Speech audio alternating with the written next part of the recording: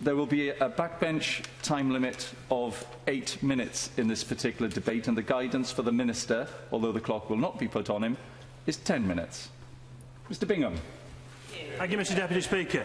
I want to raise the issue of ambulance stations in my High Peak constituency. And firstly, for clarity, I should explain that the High Peak is a particularly large constituency and is covered by 2 primary care trusts, Derbyshire in the south and Gloucester Tameside in the north.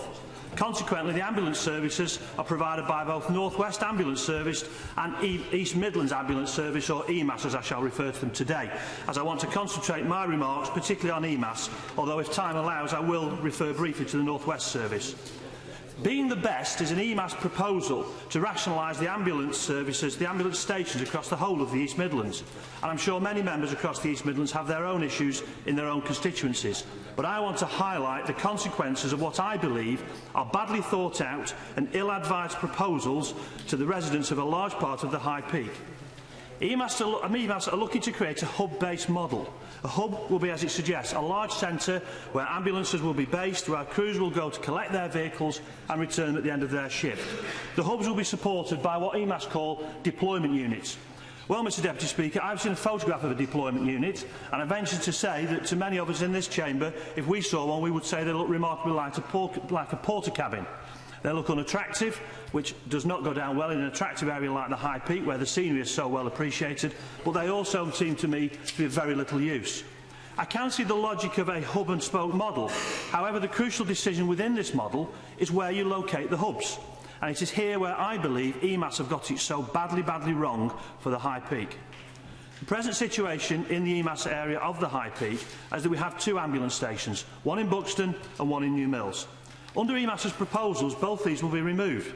This will leave the area without an ambulance station at all, instead relying on a hub that is placed not in or not even around the High Peak, but in Chesterfield, which is a distance of over 30 miles to New Mills, which is the furthest point. EMAS claim that the ambulances will not be parked there, but merely collected to and returned from the hub. That may be the case, but this creates further difficulties. Firstly, the High Peak gets its name for a very good reason. It is high and there are peaks. The road from Chesterfield into the High Peak reaches at some points almost 1,000 feet above sea level.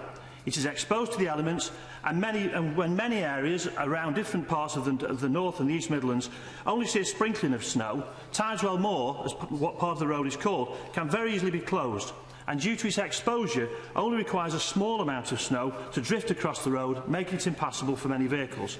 I use that road every week, Mr Deputy Speaker, to catch the train to London, and I well remember an occasion returning from London and getting off the train at Chesterfield and very quickly realising that I could go no further and had to stay overnight in a hotel in Chesterfield. I had that option.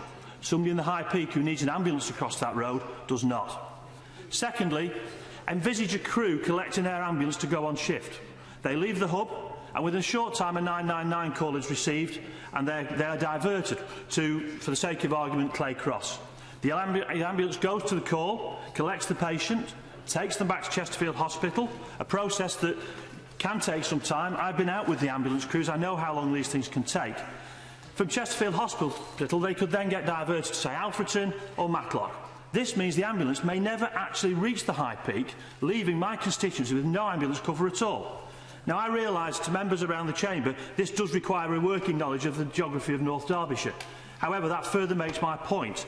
It is this knowledge that, in my view, has been lacking or ignored when drawing up these plans. EMAS, in their meetings with me, say that the model has been computer-generated. Well, I have to say, it may look very good on paper, but it does not and will not work in reality. They also say being the best is about improving the service and improving staff welfare. Again, I fail to see how it can even begin to satisfy either of those criteria. How can staff welfare be increased when many of them will face an extra 30-mile journey to work, both before and after what could easily be a 12-hour shift?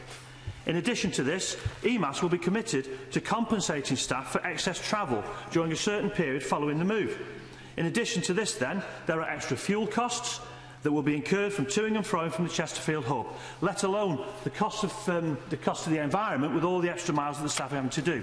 So it reduces staff welfare, it increases costs and reduces efficiency. So in my mind, it's the direct opposite of what EMAS are trying to achieve. I think the knock-on effect of this is that through staff turnover, the High Peak will lose ambulance men and women with the crucial local road knowledge. As High Peak residents who wish to become paramedics and work on the ambulances will now apply to North West Ambulance Services because their operational centres are nearer. And we will arrive at a situation where whatever ambulance we do get in the High Peak will not be staffed with local people who know the local towns, the local villages, the local hamlets in the High Peak, but they will be staffed by able and excellent staff, I concede, but they will be resident miles away. They will not be able to find their way around. Sat-navs do not work that well in the High Peak, and this will just extend further the response times even further. The fundamental problem here, Mr Speaker, is the way the process has been undertaken and how the proposal has been arrived at. North West Ambulance Service is looking at similar alternatives. They appear to be more engaging, inviting stakeholders to discuss and shape their plans. At a recent meeting they referred to the hub and spoke model, but I am told acknowledged that this method of delivery will not suit all areas. So, while I'm not prejudging what North West Ambulance may do with their proposals, they are acknowledging that one side does not fit all. EMAS just presented their proposal with little or no apparent discussion with anybody, key stakeholders or anybody, just using what was an off-the-shelf template. As you would expect, I am very much batting for my constituents here. We deserve a better ambulance service. We have large quarries and other industrial premises in the High Peak. These can be dangerous places. Industrial accidents happen. Safety records in the High Peak are good. We don't get a lot, but the risk is still there. I will dwell briefly on the summer months. The High Peak can be flooded with tourists in the summer. The population swells, and so with it the potential risk and need for an ambulance on hand. Walkers, hikers, runners swarm across the High Peak hills like ants. Theatre goers fill Buxton and the surrounding towns and villages during the Buxton Festival. Coachloads of people come to my constituency during the summer month. Who will come to them if they need an emergency service? The first responders? Excellent work in the High Peak. They've expressed opposition to these plans. Mountain Rescue, of whom I am a great supporter, do a fantastic job across the High Peak. And in some cases, you have to have the Mountain Rescue to get to the inaccessible places. But they've expressed their concerns about these proposals. And also, the Derbyshire, Leicester and Rutland Air Ambulance, another vital part of the emergency mix. But the main ambulance service is the one that people call. As these other organisations embrace their responsibilities, I am concerned that these proposals are leading EMAS to abdicate theirs. Mr Speaker, the consultation is now closed. The whole of the High Peak is united against these proposals. Public meetings have been held. Hundreds of people have attended.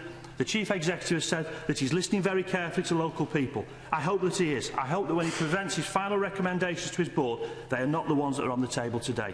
They're inadequate, they're unfeasible and they're unworkable. They will reduce, not enhance the service. They hamper, not improve staff welfare, and they desert, not embrace the people of the High Peak in their hour of need. The proposals as they stand may improve response times elsewhere in the populated area of the East Midlands. They will not in the High Peak. Mr Deputy Speaker, I am grateful for the opportunity to raise this issue in the Chamber and place on the record my views and those of my constituents. Thank you. Mr Dowd.